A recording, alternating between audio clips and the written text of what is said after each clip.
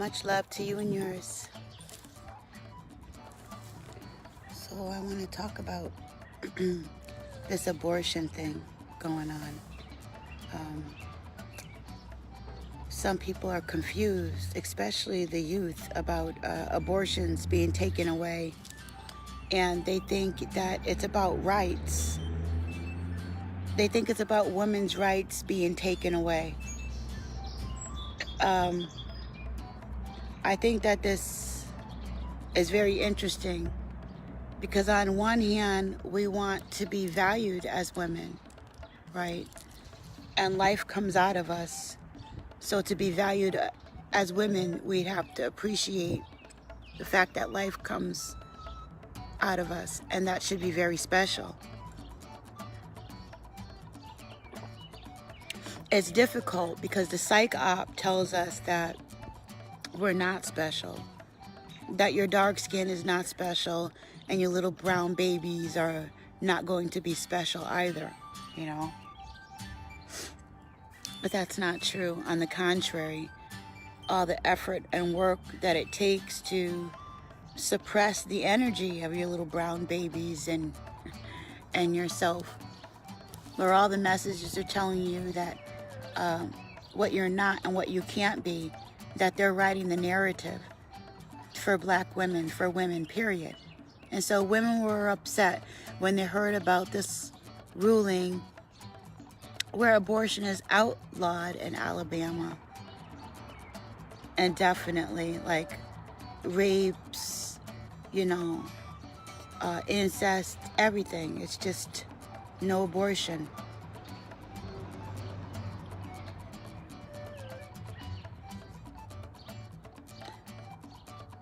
And I want to say again, good day, beloved. The psych op on women is to devalue the body and the fact that children come out of the body, and children is what keeps society and the ideas of society rolling. Like, my child, good day, beloved, is an investment. She's a composition of everything that came through me, that came through my house, that came through my house. This is my house, my temple. And we might fractalize it and get a house and go to a temple, but it's still all the things that are going through my house. You know what I'm saying? And in my temple, all those entry points to my womb space, the places where I nurture my children, nurture my ideas, where my children are even birthed, and inside my womb. And so they say that it takes a village to raise a child.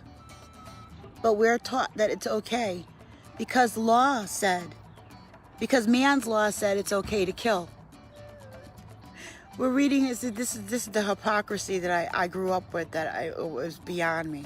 So you said God said thou shalt not kill. And you said God said thou shalt not commit adultery and a lot of other things. So as a child that grew up a survivor of incest, all moral foundations and boundaries broken before I even sat down there in church and heard that. The hypocrisy. So you come from a family, I'm talking about the background now, where I'm coming from with this mentality, what I watched, what I experienced, what I went through. So they took the right to have abortion away. So I want to share this with you.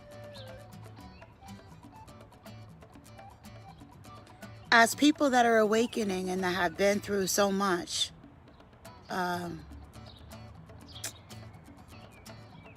motherfucking, getting screwed, those parts of us that they want, the part of our past they want us to remember, not the part where we were productive leaders of society, but the part where we were degraded and we had sons having sex with their mothers in order to breed, you know, children for people who had other ideas for them, not our ideas, what we thought they should be and grow up to do, but someone else's interpretation of our children. Get that?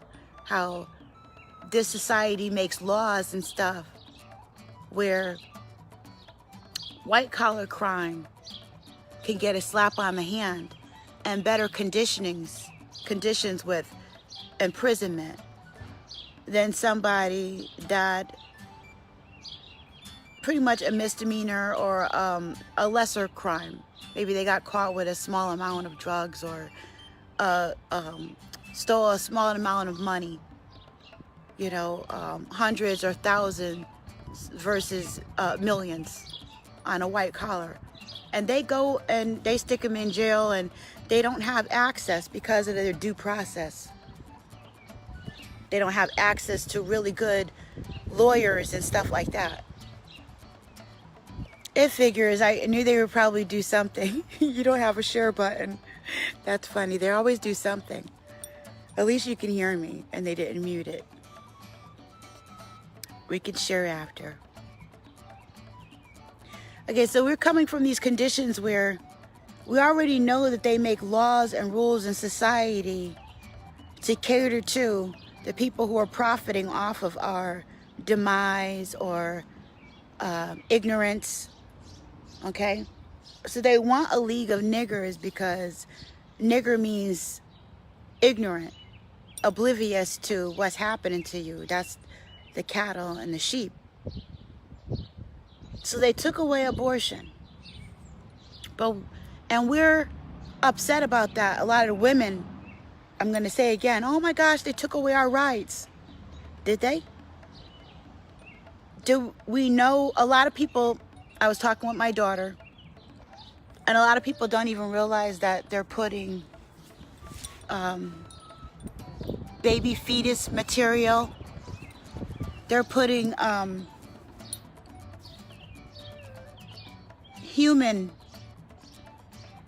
flesh, human matter inside of food products, fast food products. I mean, there's videos about it. There's supposed to be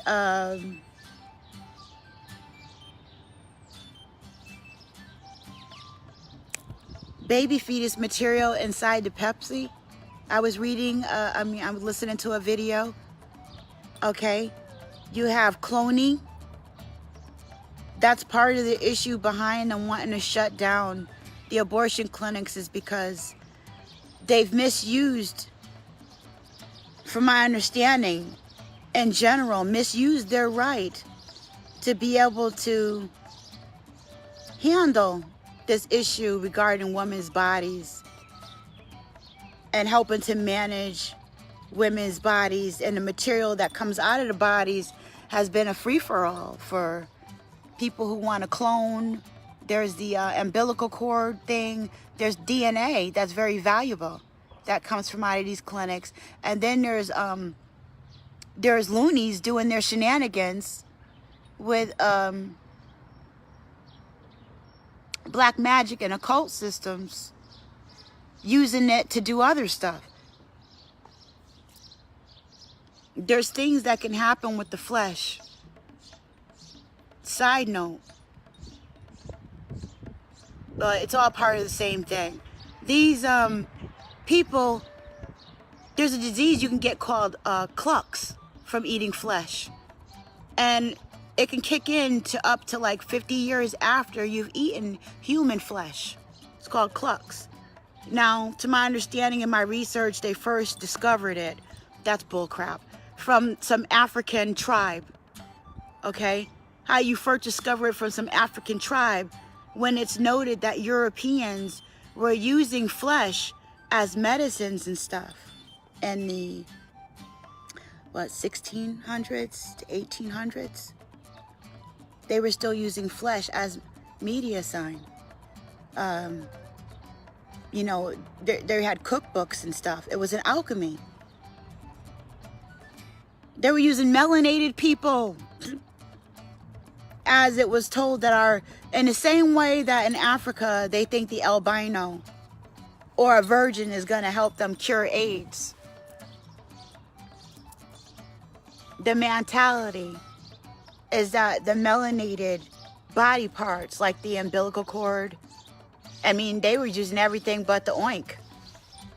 Okay? Whereas making medicines, they're eating livers and all kinds of stuff to cure their own physical problems. They were even eating mummy dust, taking the dust and stuff from the mummies and stuff that they were still uncovering and finding. Yes, it's Pepsi. I was trying not to name anything. I'm reading in my chat, being a little bit more careful now on the way that I say certain things. Yes. Yes, they're calling the fetus material natural flavors. Yummy. So, did they take away our rights in Alabama when part of the issue in the background, because the majority of the population is sheep, unaware, in ignorance and darkness. We're just going, paying our bills, don't really have time to think, and we've already paid in to the consciousness grid and deciding who was going to be responsible to do our thinking for us. And so we have these institutions that we paid to handle these situations. And one of the situations we have is the abortion clinics. They help to mediate the carnage that's being done in regards to flesh and the disrespect of our bodies. The misunderstanding behind what and who we actually are. As an incest survivor, I grew up with a disrespect for my body. Sitting in church, looking at these hypocrites talk about how I'm supposed to respect my body, but yet nobody wants to acknowledge the disrespect of the body.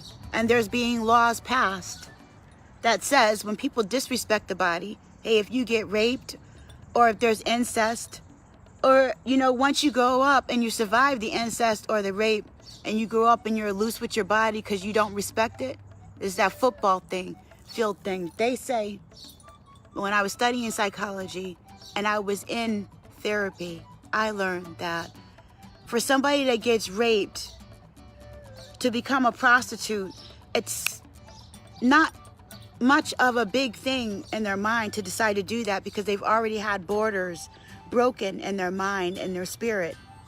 It's a norm for them, the way that they're looking at the physical body. And so those images and those songs and stuff, there's images from TV, from media, and the music that we hear is a lot easier to make that journey and to being a hoe or a whore, to being useful for only one part of the population, and no good for anything else. Hard to get yourself out of that hole once you get into that concept that all you are is a body for somebody to use their excretions on, and then it's all over. There's no emotional contact. That's as bad as leaving a baby in the room. You died, but you didn't die. Okay, the spiritual repercussions of that. Like the babies that they did, those scientific experiments from psychology, where they took the baby and put it in a room and they realized, how many babies do you have to put in a room? See, this is a medical history, y'all, that says it's okay to have abortion. How many babies do you have to put in a room and not touch and starve before you realize that babies will die if they're not touched or if they don't eat? How many babies did they do that to? How many dogs did they put inside a harness and electrocute before they realize when you take the harness off, the dog won't freaking move because it's emotionally desensitized to the fact that it can walk away, like it's traumatized, okay? So if you're coming from a place of trauma, which we were when we left slavery, we were so-called free, when they upgraded the meaning of slavery to a choice where you could get with this or you could get with that, and if you don't, there's repercussions for it. It just doesn't look the same way that it did before. Don't ask no questions, don't cause no problems. They hurt us in a different way. You hear me? One of the ways that they do this is making the connection between this disease that you can get, that's population control. You're eating flesh, and there's a disease that pops up from eating flesh. That's like if you drink enough, there's a disease that you can get called alcoholism. If you eat enough sugar, there's a disease you can get called diabetes. Or even a sugar craving. You're just sitting there and you just freaking want that sugar so bad. And the sugar is bone. This is alchemical. So where do these people go? If energy doesn't die and it only transforms, where did these people who stole our religion go? Where did these thieves go? If it wasn't bred out and it became a part of our society, where'd it go? Where did these people who made medicines out of our body parts and stuff go? Are they making these sodas? Are they making these fast food burgers? Where do these people go? There was a statement that I ran across in my research that is really sticking with me, and that reminds me of the Walking Dead, right? The vampires. There's also a flesh-eating, side note, a flesh-eating virus that's caused from a drug that they are manufactured in Russia that eats your flesh, and it eats you from the inside out. It's got some kind of parasite. I don't know. It's eating people's skin. But the combinations of these things I'm seeing show up on the radar. So we have Morgellons. We have Alzheimer's. We have Parkinson's. And I looked at Clucks. And I looked at part of the symptoms of Clucks was not only the strained hole that's in the top of the mouth. When you're working with Kundalini energy, which is a life force energy, you stick your tongue. Mantak Chia talks about taking your tongue. We're talking about life and life force energy. We didn't lose our way in the conversation. We're talking about abortion, life force energy. Stay with me. So you got this chick who's an incest survivor who didn't learn to have respect for her body, who has had abortions, hypocrisy, who did this research. I don't know how much we lost. Okay, so you have this woman who was an incest survivor, sat up in the church, saw the hypocrisy, had a disrespect for my own body, and was making my way spiritually back from that to make a connection with life force energy. We didn't lose our way. We're talking about life force energy. I'm not so sure how much we lost of this conversation, but I need to go back, make sure that we have this part in there. Making the connections in my research between the Clucks, Parkinson's, Alzheimer's, Morgellons, and this flesh-eating disease that you get from this manufactured drug that people were getting in Russia, which, by the way, made its way to America, that I'm not hearing too much about. It was down south, okay? Now, how do we learn to respect our bodies? We are just getting into the place where we're learning about relationships and marriage and mirages and the marriage institution and laws and medical institutions and alchemy and media sign and dark matter.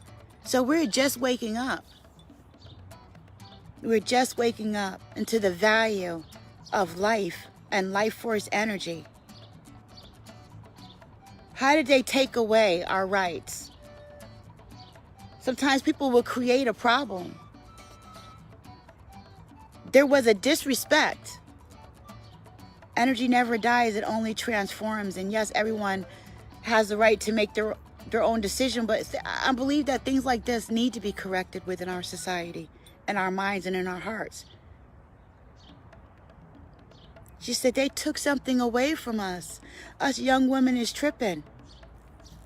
They took something good away from you because we need to become responsible for our own bodies. They took away our right to hack ourselves up, is what I'm finally hearing. We didn't learn to be responsible for our own bodies and our own activities, our own sexual activity, our own journey into adulthood, because we are brought up to be children within society. We have children raising children, and you see the fractalization of that more and more each day. I remember, growing up, and they said, we got babies raising babies. And although my parent didn't look like a baby, and she had an adult job where she was actually in charge of other adults, I saw a lot of immature behavior as a child of an adult. And I looked around and I saw a lot of other adults that were not okay, so they cut my live off. We were talking about, they cut my live off, and we were talking about abortion and growing to be accountable for our actions. Growing into being the adults, and learning to parent ourselves, and learning to parent myself, and talking with my adult child. Good day, beloved. I got cut off. This is part 2 of me talking about abortion. The other one just got cut off. So talking with my daughter, and it's been a topic of conversation about the abortion law that was passed in Alabama recently. And I was saying we never learned how to be responsible for our own bodies and how to value ourselves as women, how to value our bodies. And I don't believe that abortion is a way to value ourselves. I don't believe that that's a right. And I don't believe that we have the right to keep using that as a safety net like we've been doing. The way that we've been thinking about that is really demonic. As somebody that has used that in the past,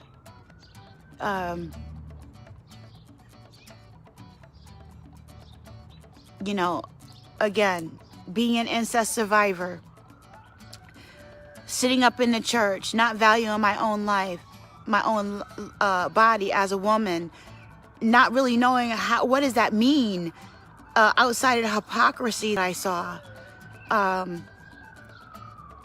Even the church telling me to value my body, and looking at the things that they were, how they ignored the devaluing of human life and the devaluing of women, and how they hid and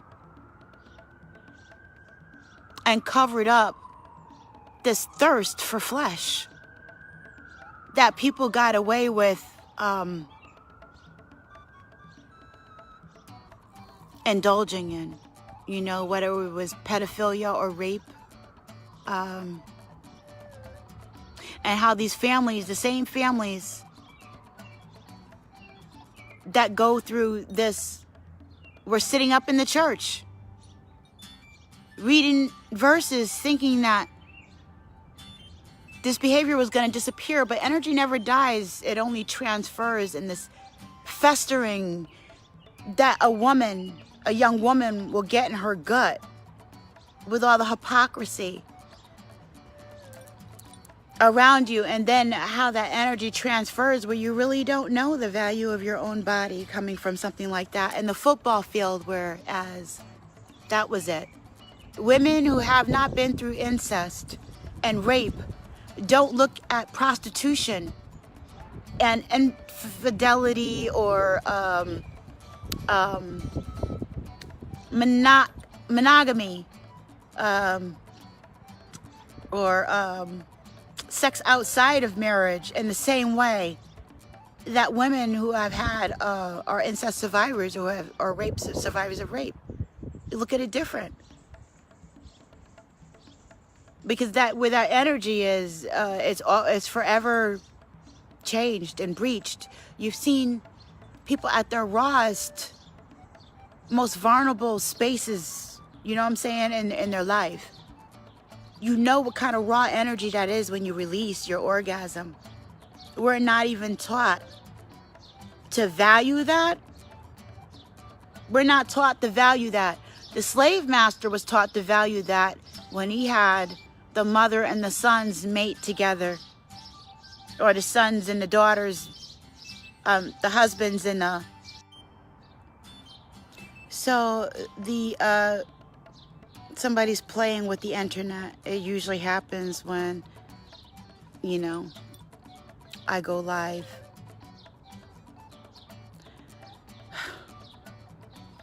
Okay, so as a commodity, the slave master was the one who valued our flesh and the seaman.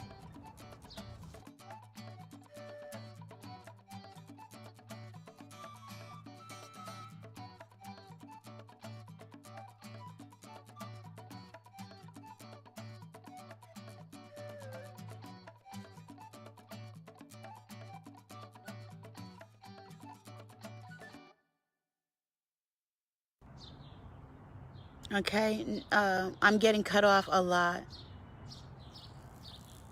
So we didn't learn to value ourselves at that time. We're doing it now. And so part of the accountability is to realize that we're coming to a place where we have to learn to value ourselves. And what does that mean? And so the only example that I know that I had for a long time was looking at movies and stuff, you know. I looked at valuing yourself as the things that rich people did to show off. They're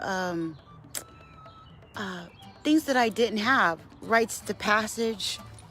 We didn't do bar mitzvahs, and we didn't do coming out parties. I mean, who has finances for that? And the regular people who are doing their daily grind. So I had to be practical, right? And so I hadn't prepared for my future because I wasn't taught about finances. So I had to accept that too. And so if there is economy and I want to learn economy, what is valuable outside of what I'm seeing? All that plays a part in the way that you look at yourself as a woman and what you could bring to the table. Culturally, not just your behind and twerking. Like, we see how that is a marketable commodity, but what else do we have as women? What else can we bring? Part of the things that they didn't tell us about was how they hacked up the body parts and stuff from these clinics and actually was putting them in food and stuff, y'all. And so we're drinking this stuff and eating this stuff, and that's part of the cosign. And that allegiance was just severed in Alabama in regards to the cloning and what they're doing with the material from these abortion clinics. That is not being spoken about, let alone how it's upholding how they just revamped welfare, because we had, where you think that it's a good thing, right? You had generations of people growing up in these housing projects and stuff, and the mindset, along with there was just no development there. Do you see what I'm saying? I'm not saying that it didn't have to happen like that. But sometimes when we keep looking at how they created a problem and then gave us the solution, we're not looking outside of that. Like, what would life have been like if we were allowed to be, if we didn't have that environment, and in the media we were promoted to be more advanced, like we were seeing things like Marcus Garvey more on television, or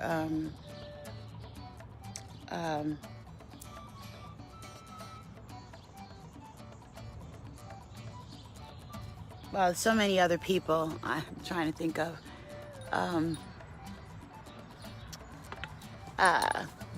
Gosh, I gotta have this name. The guy with the peanuts and the plants. Oh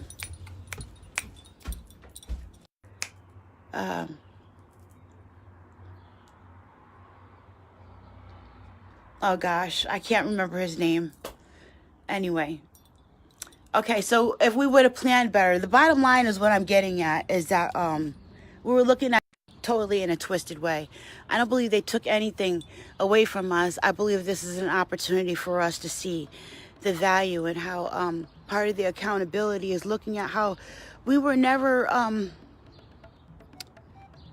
properly shown how to value ourselves and our bodies and our children. And so this is a perfect opportunity to teach them to plan better. Now, I told my daughter there was things that I didn't know about. Not only was I overcoming the abuse and the lack of respect that I was shown for women and for my body and for the people around us and these institutions that were supposed to keep us safe, or I thought they were supposed to keep us safe. In my brain, I was told they were supposed to keep us safe.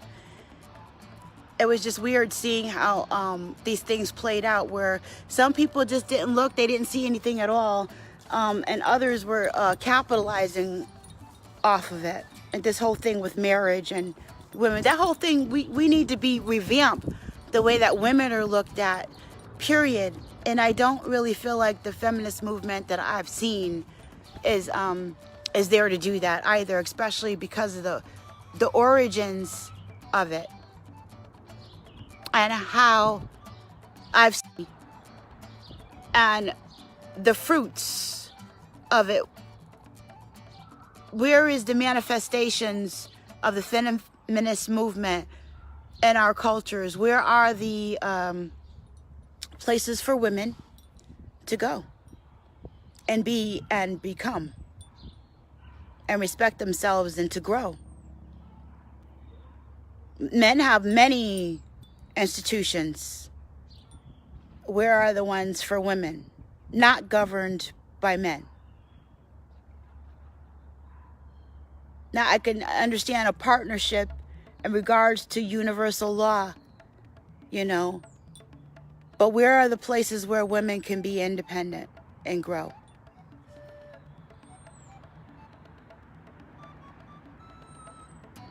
So that goes to show you right there that there's definitely something wrong. I commend Alabama. I do think that this topic really does need to be explored. Like, for instance, the mentally ill.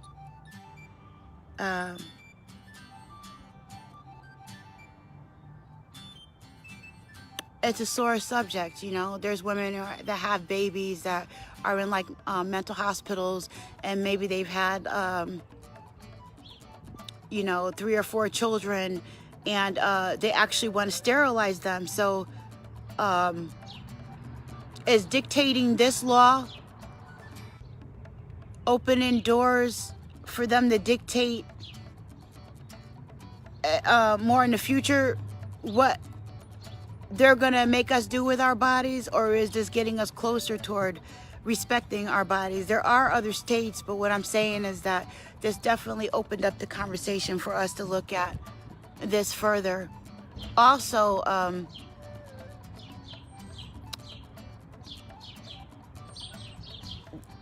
in regards to mental illness and them trying to police women's pregnancies and what do you call that? They try to fix certain women. They try to take their right for them to have children away altogether, as if there wouldn't be a time in the future for them to be okay, for them to make corrections. Like with the mentally ill, they could say that they should not be able to procreate because they're mentally ill, but then take into account the mind control and government programs where they're actually driving people crazy and steering people into these institutions so that they can't be game changers and people to contribute in society, because they make waves against what was already decided by the majority, which is the minority.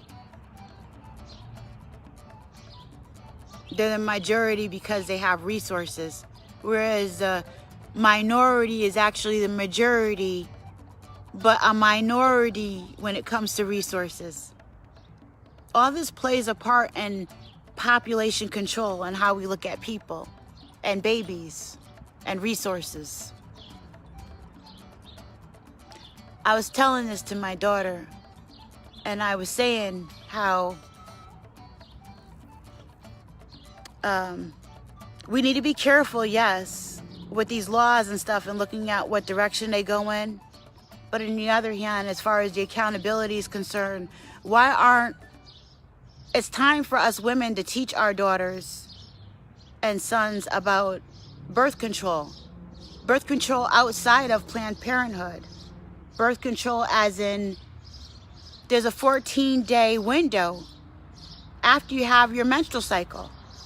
After you have your period, you have 14 days that you can have sex with that person. Hopefully you're loving the only one you're with. You know what I'm saying? You have one partner that cuts down the opportunity for diseases and emotional, because you're taking on the spiritual energy of the person that you're with. So a lot of different partners, you know, these sex workers, are they aware that you're still walking away with the spiritual energies from these dudes?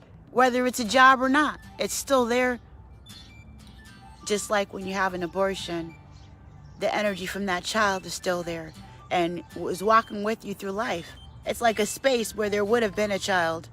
You want to ignore it, just like a soldier. It is what it is, because it's the law, because that's what society dictated was what was okay.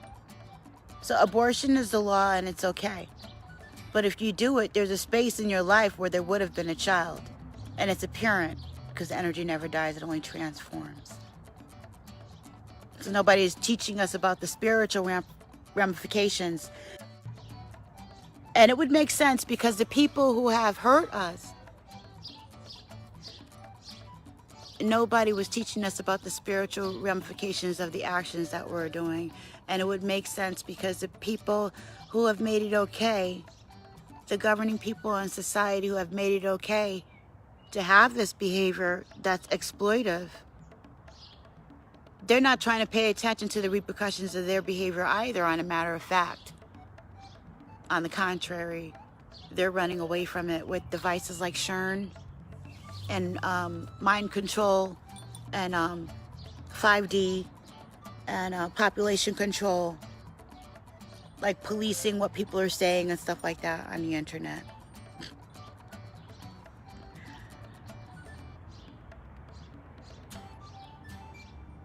So I say to her, rather than worry about losing abortion and that it might disappear, wouldn't it be better for parents to finally take responsibility for themselves and tell their adult protege that you have up to 14 days after your menstrual cycle to have sex, and after that put a plug in it? Or learn to find alternative methods. Like if you're married, you know, you can do things like semen retention. Learning the men learn to, where the men learn to hold back their semen and do lingam flexing.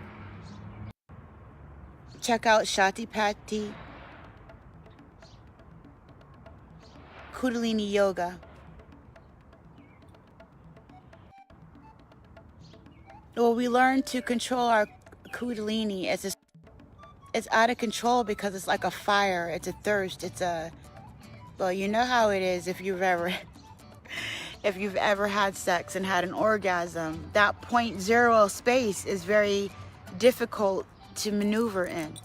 You're not really, you know what I'm saying? It's definitely a fire and an energy, and it's something that's supposed to be respected. Other cultures use that force as a healing energy. We are so slow and easy to manipulate when it comes to our sexual energy, serpent fire energy, Kundalini energy, which could be used for so much more than just having babies or having fun. So we have an opportunity to grow, to learn about taming our sexual energy. My daughter was saying how she noticed that there's definitely a big difference in American blacks are taught.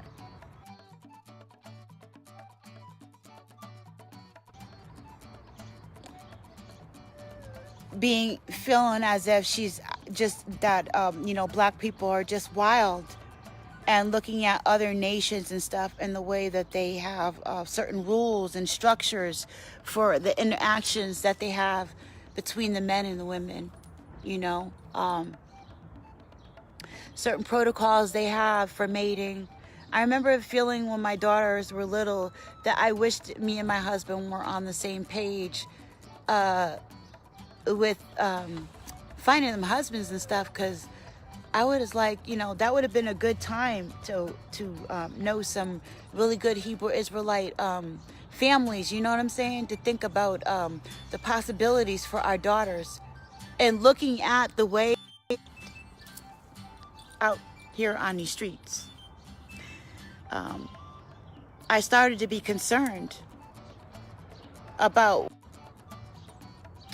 versus transvestite girls, boys, versus and lesbian girls, like, you know, and they're coming into puberty and stuff. I started to be concerned about that because I didn't see anything like that when I was growing up. I mean, there's been such a transition in regards to sexuality. Plaid. Girls didn't wear plaid, to where the plaids were pretty colors and stuff, where you could get away with wearing them, to now basically you're wearing a man's, what would be considered a man's shirt, and men are wearing pink. That was unheard of. Dresses? Are you kidding me? Oh my goodness. Times really have changed. Not only technology has changed, you know, I'm wrapping this up, but not only has the age of technology changed things where you can still find people right now who lived in a time when there was only a horse and buggy, to where they're sending stuff up, so-called NASA, sending things up to the moon, to where, you know, we got super trains and quantum D-wave computers and stuff. From outer space to inner space, and all this crazy technology that we have now.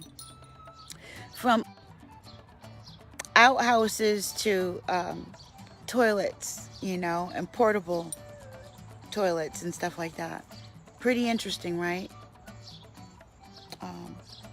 How fast things move.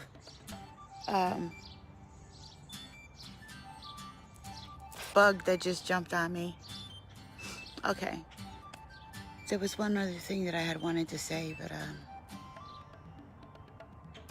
oh, so technology is definitely moving fast, and so we're moving just as fast in this time of awareness and in this age of enlightenment.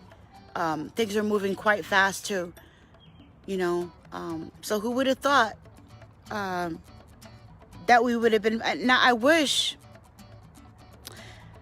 that in the same way that the transition of sexuality has been moving fast, that we could move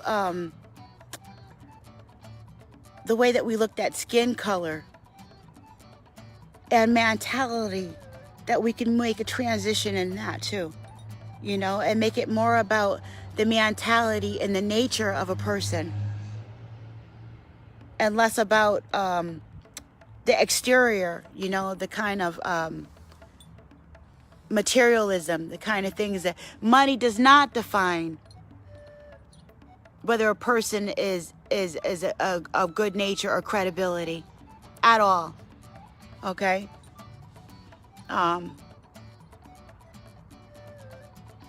Take the transition of the mafia into law, into the legal system, and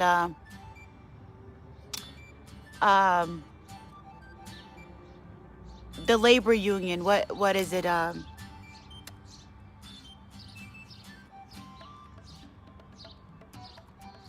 What do you call those people? The labor unions and stuff that they fought so hard for.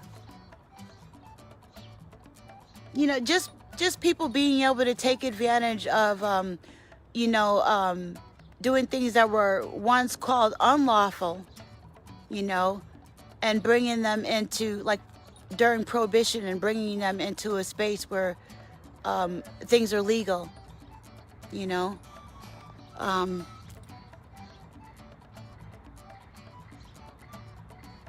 So it used to be legal to be able to eat people. And it's still legal. It's still legal, obviously, to be able to take those bits and parts and stick them in our food and serve it back to us. Obviously, it's legal because it's happening. But does that make it right? Abortion is legal in many places. Does that make it right? If they take it away, did they do something wrong, or is that a correction?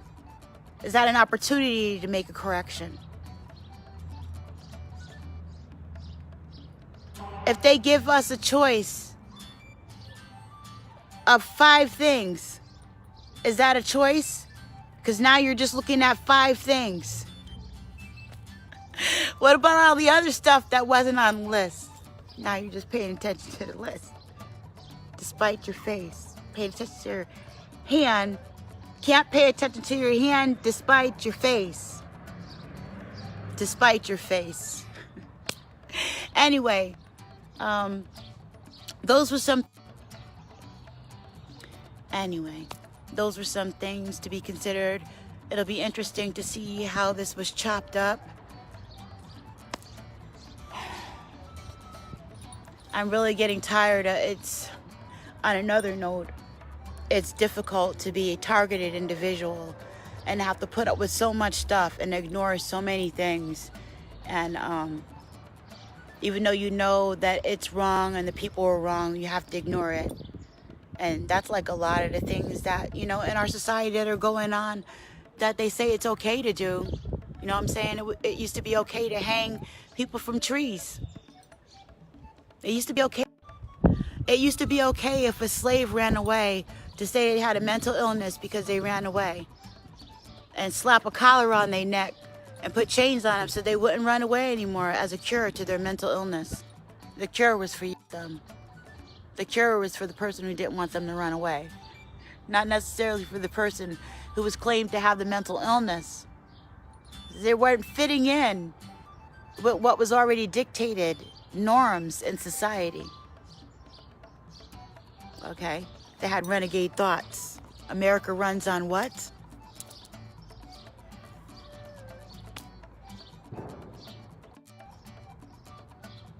Okay, so those are my thoughts, and I'm grateful for my children and grateful for the opportunity to grow and to learn from them. Grateful for the opportunity to learn and grow, period, and to be able to share that with you. Take what you need and leave the rest. Much love to you and yours. Please feel free to like, subscribe, and share at Regina's Rabbit Hole, Siren Buddha Medicine on the YouTube. I'm out. Thank you for joining me, family. I'm out.